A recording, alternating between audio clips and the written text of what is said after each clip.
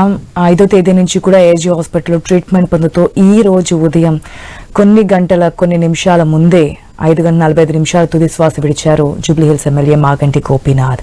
ఆయనకి రాజకీయాలలో తెలియని వారంటే ఎవరు ఉండరు.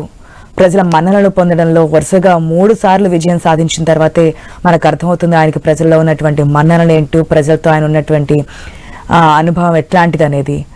ఈ రోజు పార్టీకి కూడా తీరని లోటుగా మనం చూడొచ్చు. మనతో మాట్లాడడానికి గారేపల్లి సతీష్ గారు ఉన్నారు, బీఆర్ఎస్ సీనియర్ లీడర్. నమస్తే అండి సతీష్ గారు. ఉదయం లేచిన వెంటనే మనకి ఒక చేదు వార్త కిందే చెప్పొచ్చు, కోలుకుంటున్నారు అన్న ఒక గుడ్ న్యూస్ విన్న తర్వాత ఈ రోజు ఉదయం మళ్ళీ లేరు అనే ఒక వార్తను ఏ విధంగా తీసుకుంటున్నారు? అవును, ఈరోజు యావత్ తెలంగాణ కూడా శోకచంద్రంలో మునిగిపోయిందండి. బీఆర్ఎస్ పార్టీకి ఒక తీరని లోటు. ఆయన 3 సార్లు ఎమ్మెల్యేగా ఇటు జూబ్లీ హిల్స్ లో ప్రతి ఒక్కరిని పేద బడుగు బలహీన వర్గాల వారిని ఎప్పుడు కూడా నిరంతరం దగ్గర తీసుకొని మాట్లాడే వ్యక్తి.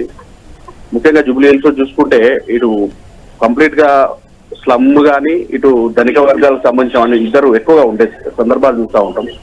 ఆయన కూడా ఎక్కడ కూడా ఎవరికి ఇబ్బంది రాకుండా ఇక్కడ స్లమ్ లో ఉండే వాళ్ళకి ఎప్పుడు కూడా అన్నగా తోడుగా ఉండే విధంగా ఏ కష్టం వచ్చినా నేను ఉంటా అనే విధంగా ఆయన మెయింటైన్ చేసిన రాజకీయ వ్యవస్థ మనం చూస్తున్నాం. ఈరోజు బీఆర్ఎస్ పార్టీలో కూడా ఒక ఎమ్మెల్యేగా ఆయన పార్టీలు మారకుండా ఒక కట్టుబాటు కొద్దీ పార్టీ లైన్ లోనే ఉంటాం. పార్టీ ఖచ్చితంగా బీఆర్ఎస్ పార్టీ లైన్ లో ఉండి పేద ప్రజలకు మనం సహాయం అందించాలి అనే ఒక ఉద్దేశంతో ముందుకు సాగిన వ్యవస్థలో మనం చూస్తుంటాం. ఎప్పుడు కూడా తెలంగాణ భవన్ లో ఏ కార్యక్రమం చేపట్టినా కూడా పెద్ద ఎత్తున మాగంటి గోపీనాథ్ గారి వర్గం ఎక్కువ శాతంగా తెలంగాణ భవన్ వైపు వందలాది వేలాది మందిగా తరలి వచ్చి ఏ కార్యక్రమాన్ని కూడా విజయవంతం చేసే పరిస్థితి ఇస్తుంది. ఎందుకంటే మాగంటి గోపీనాథ్ గారు ఆయన ఒక మనస్తత్వం కానీ ఆయన ఒక సౌమ్యుడు, చాలా అందరికీ అనుకోగా, ఎంత చిన్నవాళ్ళైనా కూడా చిన్న పిల్లలైనా కూడా పెద్దవాళ్ళ వృద్ధులతో సహా అని ఏ సమయంలో కూడా ఎప్పుడు ఫోన్ చేసినా కూడా స్పందించి ఏదైనా ఇబ్బందులు ఉన్నా కూడా వాటిని సాల్వ్ చేసే దిశగా పనిచేసిన ఒక మహానాయకుడు.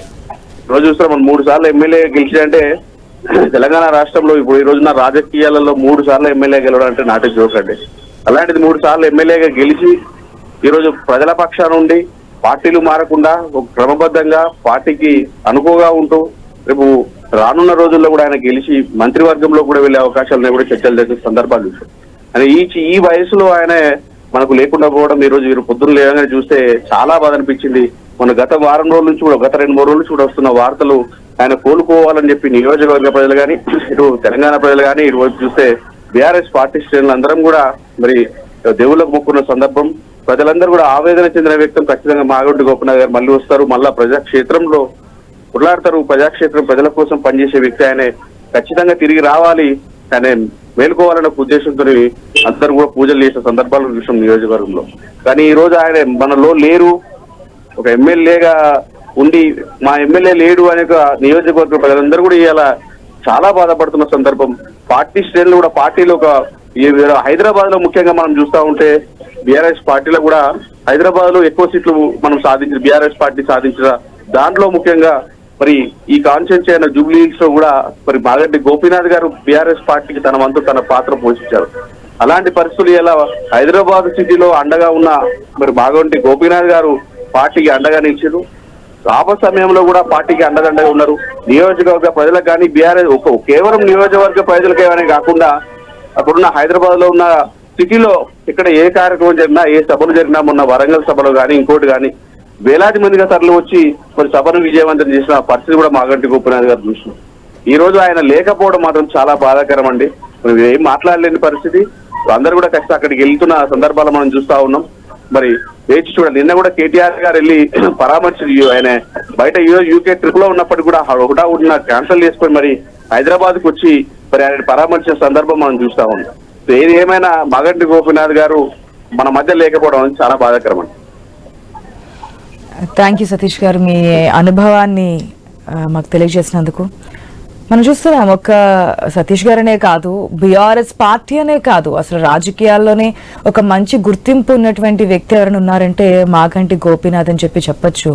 ఎందుకంటే వరుసగా 3 పర్యాయాలు టీడీపీలో ఉన్నప్పుడు ఎమ్మెల్యేగా గెలిచినప్పటికీ కూడా ఎమ్మెల్యేగా ఉంటూనే అప్పట్లో ఉన్నటువంటి టీఆర్ఎస్ పార్టీలోకి వెళ్ళి 2018 ఎన్నికల్లో గెలిచి మొన్న జరిగినటువంటి ఎలక్షన్స్ లో కూడా మనం చూసాం బీఆర్ఎస్ ఎన్ని స్థానాలు వచ్చాయో, కానీ హైదరాబాద్ లో జూబ్లీ హిల్స్ నియోజకవర్గానికి సంబంధించి తన హ్యాట్రిక్ విజయాన్ని అయితే సొంతం చేసుకున్నారు మాగంటి గోపీనాథ్. ప్రజలతో తనకున్నటువంటి అనుబంధాన్ని కావచ్చు, ప్రజల సమస్యను తన సమస్యగా భావించి ఆ సమస్యని పరిష్కరించే విధానం కావచ్చు, మనకి క్లియర్ కట్ గా తెలుస్తోంది. ప్రస్తుత రాజకీయ నాయకులకి మాగంటి గోపీనాథ్కి ఉన్నటువంటి వ్యత్యాసాలు కూడా చాలానే చెప్తూ ఉన్నారు. నిజంగానే మాగంటి గోపీనాథ్ హాస్పిటల్లో అడ్మిట్ అయ్యారని చెప్పి తెలిసిన తర్వాత అటు రాజకీయ నాయకులే కాదు, ఆ నియోజకవర్గ ప్రజలు కూడా ఎవరి మతానికి సంబంధించి వారు ప్రార్థనలు చేసినటువంటి పరిస్థితులు కూడా మనం చూసాం. త్వరగా కోలుకోవాలి, మళ్ళీ మా నియోజకవర్గానికి రావాలి, మాతో కలిసి నడవాలి అంటూ కూడా ప్రజలు ప్రార్థనలు చేసినటువంటి పరిస్థితులు కూడా మనం చూసాం.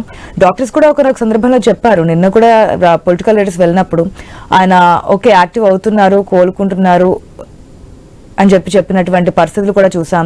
కానీ దురదృష్టవశాత్తు ఈ రోజు ఉదయం 5:45 జూబ్లీహిల్స్ ఎమ్మెల్యే మాగంటి గోపీనాథ్ తుది శ్వాస విడిచారని చెప్పి ఏజీ ఆసుపత్రి వైద్యులు నిర్ధారించారు.